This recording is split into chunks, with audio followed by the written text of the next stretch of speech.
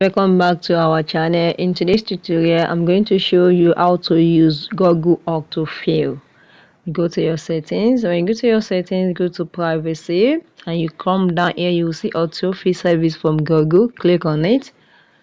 And it is here, you're going to on it and on it. My own is already not on, so I will off it and I'm also on it back. So these are the Google accounts you have on your Android, which I have already taught you how to open an email and link your Google account into your Android in another and one of our video there.